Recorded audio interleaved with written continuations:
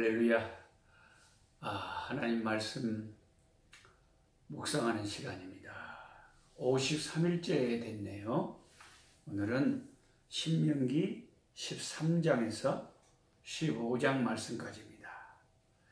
여러분의 성경 신명기 13장을 펼치시기 바랍니다. 신명기 13장은 무슨 내용이냐면, 이제 그 가나안 땅에 들어가면 미혹을 받을 거라는 거예요. 미혹. 그래서 이 하나님의 사람인 모세가 이스라엘 백성에게 미혹받는 것을 이제 미리 설교로 주의를 주고 있습니다. 1절부터 5절까지는 거짓 선지자들에 의한 미혹을 받을 수가 있고, 6절부터 11절까지는 가족이나 자기 형제, 친한 친구, 아주 가까운 사람들이 또 유혹을 할 수가 있고, 그 다음에 13절부터 18절까지는 아예 그 성읍이나 군중 전체 다수가 잘못돼서 하나님에게 떠날 수가 있으니까 그런 것을 조심해라고 하는 경고를 하고 있는 말씀입니다. 1절부터 보면은 꿈꾸는 자, 너희 중에 선지자나 꿈꾸는 자가 일어나서 이적과 기사를 내게 보이면서 우리가 하나님을 떠나서 다른 신을 섬기자라고 할 수가 있다는 거죠. 하나님의 영에 감동된 이 하나님의 사람 모세가 그들에게 경고한 그 오래된 설교지만 오늘날 우리들에게 이게 얼마나 딱 들어맞는지 모르겠어요. 지금 세계적인 이단들이 한국에 너무 많이 일어났습니다. 한국의 거짓 선지자들, 참 우리가 이 하나님 말씀을 공부하고 있지만요, 바른 진리에서 어긋난 것들을 가르치는 것이 너무 많기 때문에 이 시대에 이 거짓 선지자들을 엄청 조심해야 됩니다. 엄청 조심해야 돼요. 그래서 이 꿈을 꾼다. 꿈을 꾼다는 것은 환상이나 꿈을 통해서 자기가 계시를 받았다는 거예요. 이런 거 조심하라는 거예요. 참 그 교회 다니면서도 내가 꿈을 꿨는데, 내가 환상을 봤는데, 이렇게 쉽게 말하는 사람들이 많아요. 하나님께서 내게 이걸 보여주셨다. 그건 참 조심스러운 것 중에 하나지요. 그리고 기적과 이사를 이제 보여준다. 여기에 이제 사람들이 제일 많이 속습니다. 여러분, 하나님의 성령만, 우리 주 예수님만 기적을 행하시는 것이 아니라 악한 영들, 귀신들, 거짓 선지자들, 다른 종교에도 기적이 일어나고 뭔가 자기들이 간절히 그렇게 구했더니 축복이 있었다. 그게 얼마든지 일어날 수가 있다는 것입니다. 거기에 우리가 제일 미혹되기가 쉬운 거죠.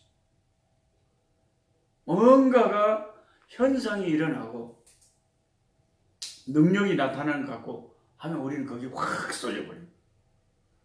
그래서 하나님의 말씀 매일매일 우리가 올해뿐만 아니라 이 세상 사는 날 동안 매년 최소한 1년에 1독씩이라도 우리가 죽을 때까지 계속 하나님 말씀을 가까이 하면서 여러분과 내 스스로가 이게 하나님 말씀에서 맞는 것인가, 이런 것에 대한 분별력과 그런 통찰력을 가지고 있어야 된다. 자칫 잘못하면 요즘은요, 신사도 운동까지 그런 것까지 일어나가지고 뭔가 환상을 보여주고 꿈에 뭐라고 말하고 뭔가 기적이 나타나고 막 예언을 하고, 그리고 막 실제적으로 눈에 보이는 뭔가 손에 잡히는 것이 드러나면 사람들은 거기에 혹 빠져가지고 말씀에서 벗어난 이단에 빠지기가 너무 쉽다는 것입니다. 그래서 모세가 아예 오늘 신명기 13장에 그것을 자기 백성들에게 조심시키고 있는 것입니다. 6절부터 11절까지는 거짓 종교에 빠지게 되는 경우가 제일 큰 유혹이 뭐냐면 그게 이제 가족들을 통해서입니다.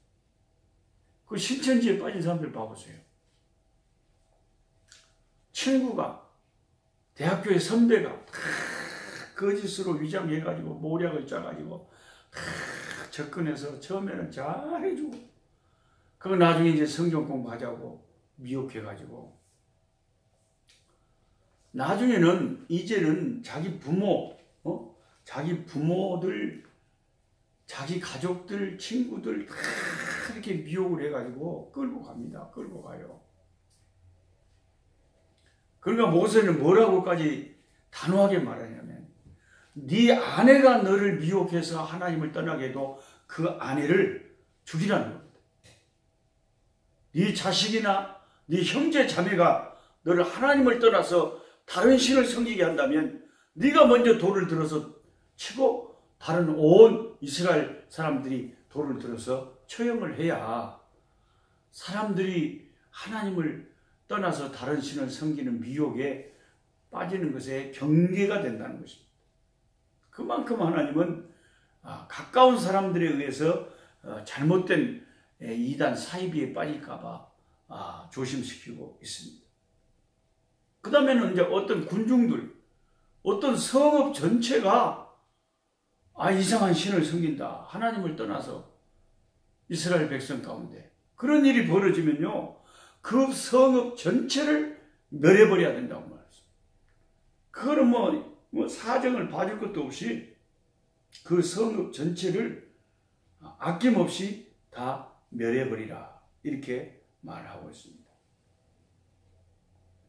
죄악에 대한 단호한 조처를 취해라는 것입니다. 제가 여기 아프리카에 와서 지금 25년 됐는데요. 참 그 남부 아프리카의 수많은 이제 목회자들과 함께 제가 말씀, 건강한 교회 세우기 씨름을 하고 있는데요. 잠비아 같은 데를 이렇게 목회자들 인도하러 이렇게 말씀 인도하러 가보면 세상에 잠비아에서 그 콩고 DRC라고 콩고 민주공화국 쪽으로 가보니까 한 50km, 100km 정도 차를 몰아가면 계속 길가에 그 여호와 증인, 그 왕국 회관, 킹덤홀, 그들의 그 여호와 위트니스 킹덤홀이 한 100km 가면 또 있고 또 있고 하나님의 교회가 있으면 제가 마음이 기쁠 건데 이 아프리카 깊숙이도요 별의별 이단들이 다 이게 가만히 몰래 들어온 자들이 얼마나 많은지 모릅니다.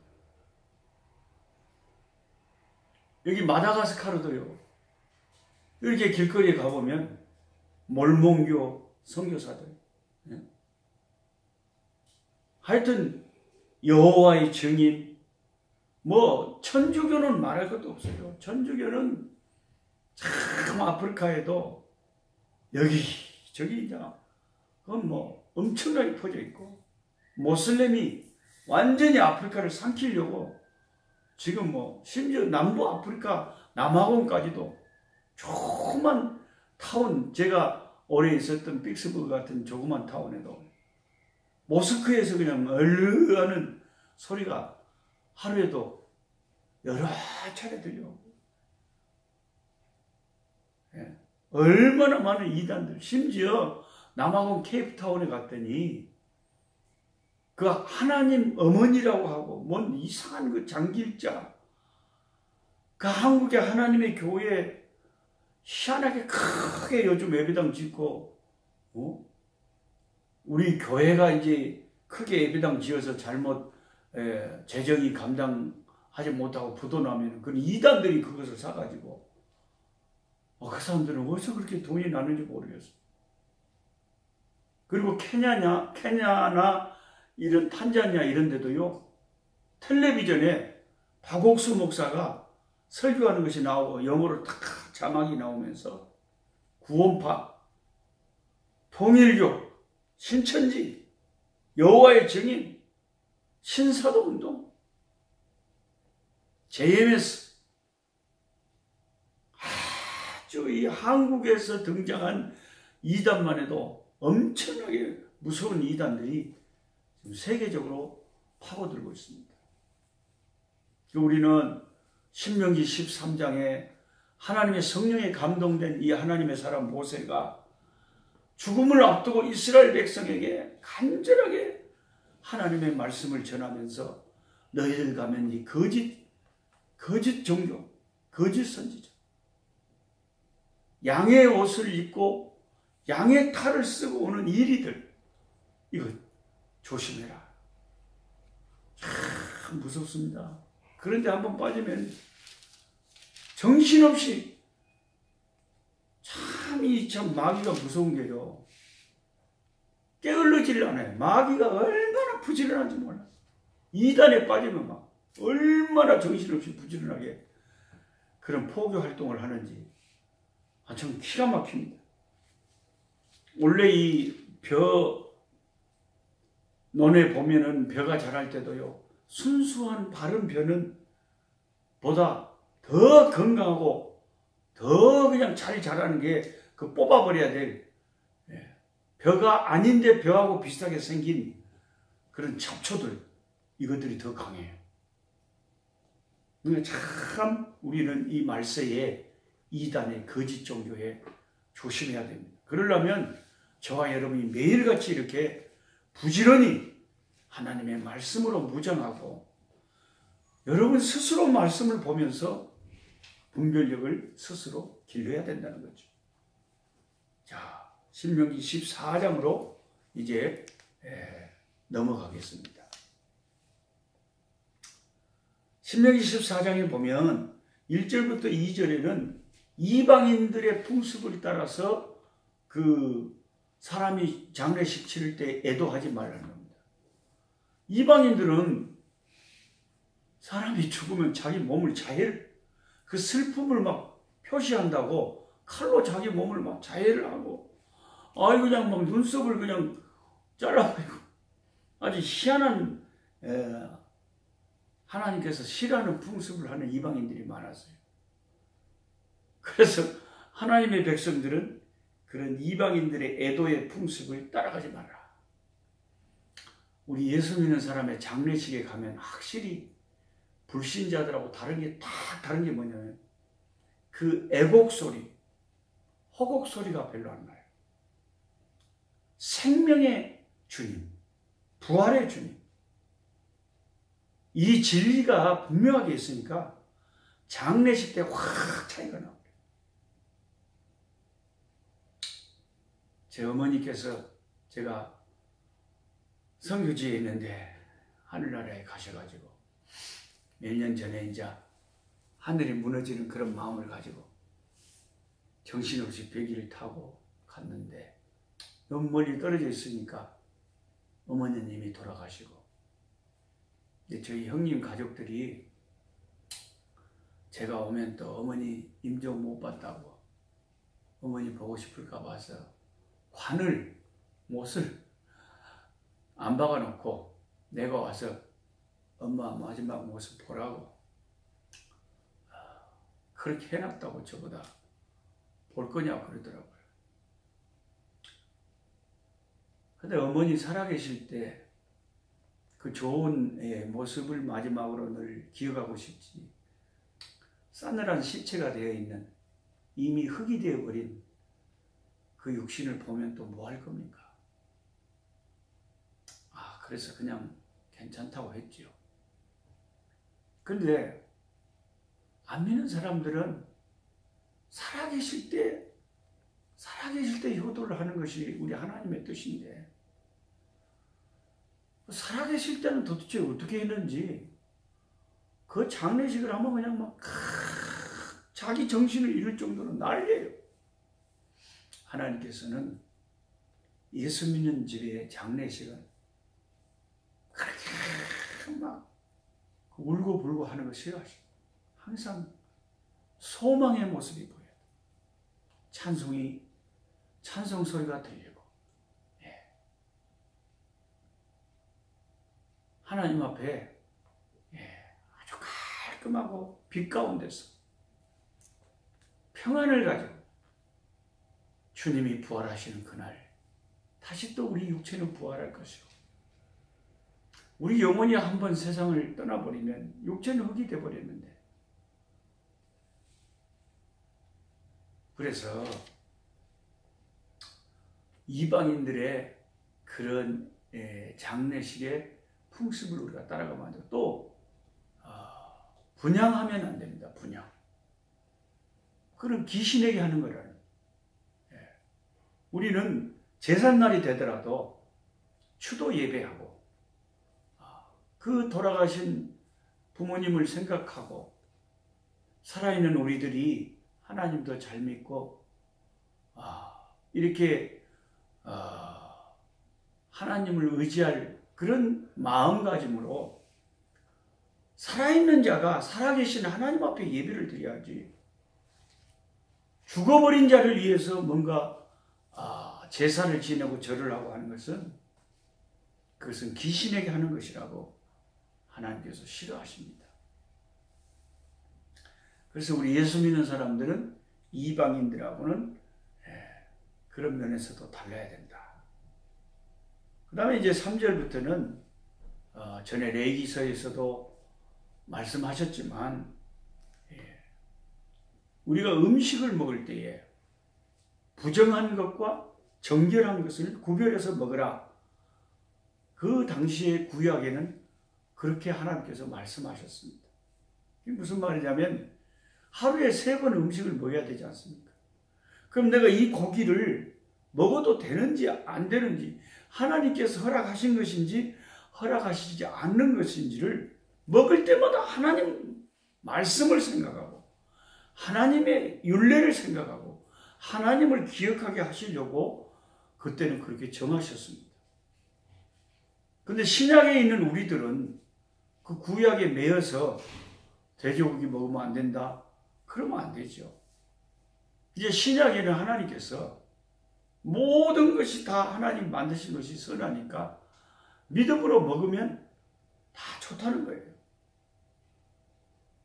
그래서 예수님 안에서 구약의 모든 그 율법의 그런 규례들은 다 우리가 자유함을 얻은 거예요. 자유함을 얻은 거예요. 먹든지 마시든지 하나님의 영광을 위해서 이제는 해야 되는 것이죠. 그 다음에 22절부터는 11조에 대한 가르침, 그 다음에 28절부터는 제3의 11조에 대한 가르침, 이런 것이 신명기 14장에 있으니까 한번 정리를 하시는 게 좋겠습니다. 아까 그 부정한 짐승 중에 이름 중에 뭐 이상한 이름들이 나오는데, 그건 짐승의 이름들인데요. 사반이라고 하는 것은 너구리라고 합니다. 오늘날에 너구리. 자, 그러면 이 시간에 제가 구약에 하나님께서 말씀하신 11조에 대한 이 제도를 정리를 해드리겠습니다. 첫째, 11조는 하나님에게 10의 1조를 드린다는 것은 내가 가진 모든 이 소유와 이 소득이 내 아버지 것입니다. 하나님께서 내게 주신 겁니다. 하나님의 은혜로 내가 이것을 받았습니다 하는 하나님 앞에 그것을 인정하는 표시로 내가 얻은 소득의 10분의 1을 구별해서 하나님 앞에 바치는 것이 11조입니다. 참 귀한 것이죠. 11조는 너무 귀한 것이라고 저는 생각합니다. 그런데 율법에 규정된 이 구약의 율법에 지금 신명기 14장에서 말씀하고 있는 11조는 두 가지가 있어요. 두 가지가 있어요. 하나는 레위인에게 바칩니다.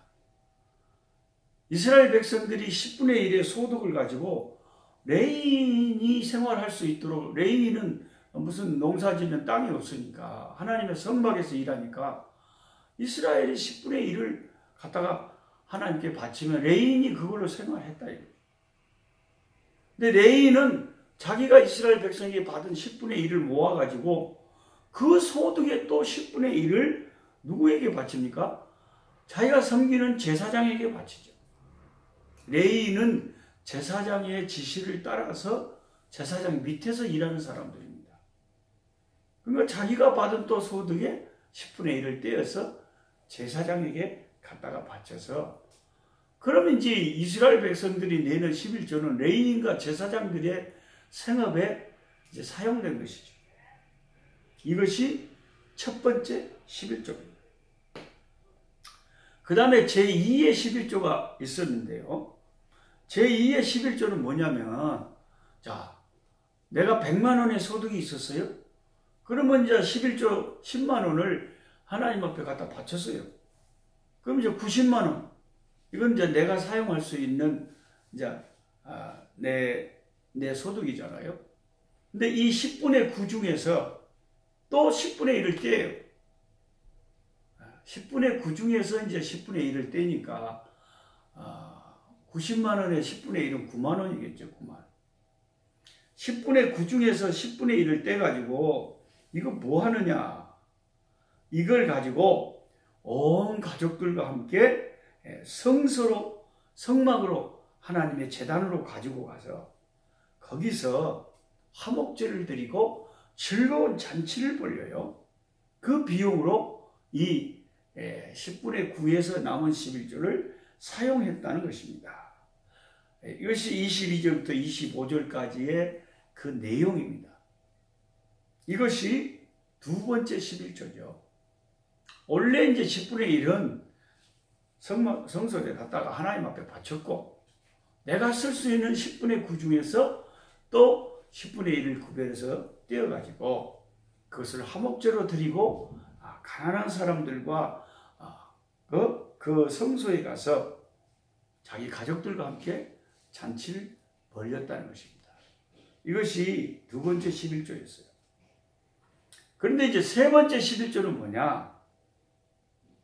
이 두 번째 11조를 가지고 매년 성소에 가서 한 번씩 그렇게 잔치를 벌였는데, 매 3년마다는 3년이 돌아올 때마다 3년째, 6년째 이렇게 3년 주기로 3년이 되었을 때는 그걸 성소로 그 10분의 1을 가지고 가지 말고 자기가 살고 있는 성, 자기가 살고 있는 지역의 큰 도시 성에 가서 가난한 자들을 모아가지고 그것을 구제하는 데 써라. 가난한 자들에게 나눠주고 가난한 자들을 도와줘라.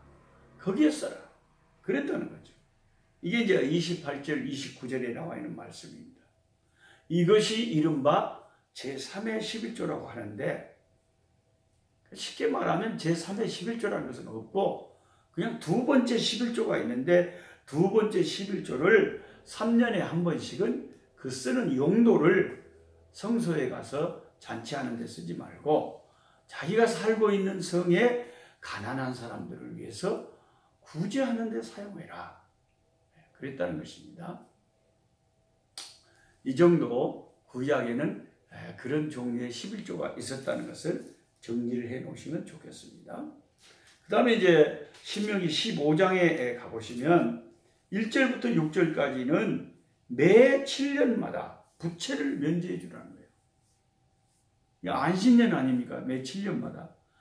7년이 되면, 안식년이 되면은 일단 농사를 짓지 말라고 하셨죠. 하나님이. 땅도 쉬어야 된다고. 땅을 쉬게 해주라. 그리고 자연적으로 자라는 그 농사를 안 지었는데 그냥 자체로 열매 맺었거나 그런 것은 그대로 놔두어서 가난한 자들이 먹게 해주라고. 그게 이제 매 7년마다 안식년인데, 매 7년 안식년이 되면은 하나님께서 이 신명기 15장에는 지금 모세를 통해서 뭐라 그러냐면은 부채를 면제해 주라. 부채. 자, 내 이웃이 나한테 200만 원을 빚을 졌다. 그러면 7년째 되는 안식년에는 그때는 빚을 독촉해서도 안 되고 달라고 해서도 안 되고. 그냥 그들은 빚을 잊어버리라는 거죠. 면제해 주라는 거예요. 면제는. 그리고 7절부터 11절까지는 이제 내 가난한 자들을 위해서 아낌없이 구제할 것. 가난한 형제를 위해서 내 주변에 있는 그 형제들에게 그들이 너에게 뭔가 손을 펴면 그 가난한 자들에게 구제를 풍성하게 하라고 하는 가르침을 줍니다. 참 이 모세가 가르쳐주는 대로 하나님이 가르치는 대로 우리가 그렇게 살기만 하면 얼마나 아름다운 사회가 될까요? 얼마나 아름다운 사회가 될까요? 야, 빚진 것도 7년이 되면 면제해줘요. 그 자기가 살고 있는 지역에 가난한 사람이 있으면 부잣집에서 다 나눠줘요. 이제 이런 정신이 신약에 하나님의 영이 임하니까 부한 자들은 자기 재산을 정리해서 가난한 자들하고 형제들하고 교회에서 가난한 자들하고 나누니까 교회에 핍절한 자가 없고 이게 불신자들에게 칭찬받고 교회가 천국이다 천국. 야, 하나님 믿는 사람들은 왜 저런다냐, 어떻게 저렇게 착하다냐. 자기 욕심이 없이 부한 자들은 가난한 자들하고 구제하고 그렇게 하는 게 얼마나 아름다운 일입니까? 그 다음에 12절부터 18절까지는 종의 해방에 관한 규례가 나와. 종의 해방. 종을 이제 계속해서 종으로 삼아주면 안 되고요. 종을 해방시키는 규례에 대해서 말씀하시고, 그 다음에 19절부터 23절까지는 가축의 첫 새끼를 하나님께 바치라. 이것은 하나님께서 출애굽할 때 이스라엘 백성들의 장자 또 첫 새끼 다 하나님이 지켜주시죠. 그 하나님께서 처음 난 것은 다 하나님 거라고 하나님이 딱 적어놔서 처음 것은 내 거. 그러니까 하나님 앞에 바치라는 거죠. 단 흠없는 첫 것만 바쳐야지 흠이 있는 첫 것은 바치면 안 됩니다. 항상 하나님은 하나님 앞에 드리는 것은 흠이 없어야 돼요. 그래서 예수님께서 우리의 가장 완벽한 하나님 앞에 속죄 제물이 되시는 것은 예수님은 아무 죄가 없고 흠이 없으시니까 하나님께서 온전히 받으실 속죄 제물이 되신 거죠. 그러니까 신명기 15장은 전체적으로 보면 내 이웃을 내 몸과 같이 사랑하라고 하는 이웃 사랑에 대한 말씀이라고 할 수가 있습니다.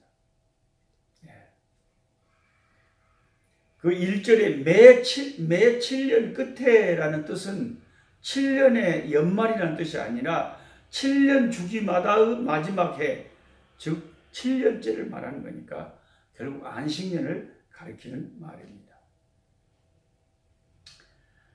자, 이 말씀을 마치면서 제가 잠언서의 말씀이 생각나요. 잠언 11장 24절에 흩어 구제를 하여도 더욱 부하게 되는 일이 있나니 과도히 아껴도 가난하게 될 뿐이니라.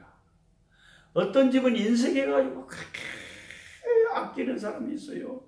근데 이 집 맨날 가난해.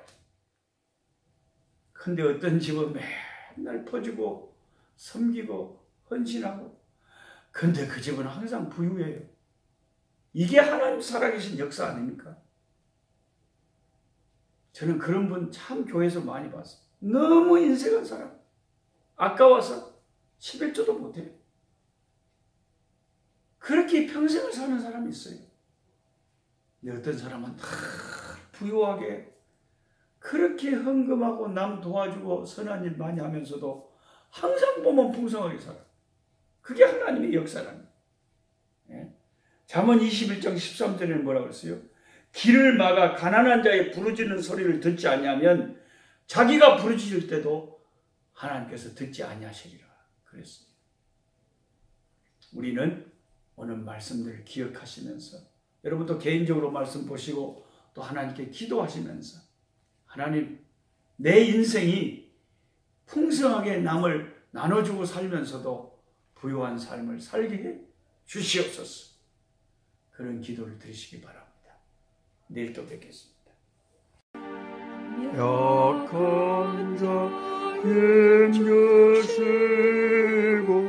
강한 자 바르게 주 환자 정택함이 주님의 뜻이라 해 아래 압박 있는 곳 주 거기 계셔서 그 팔로 막아 주시어 정의가 선하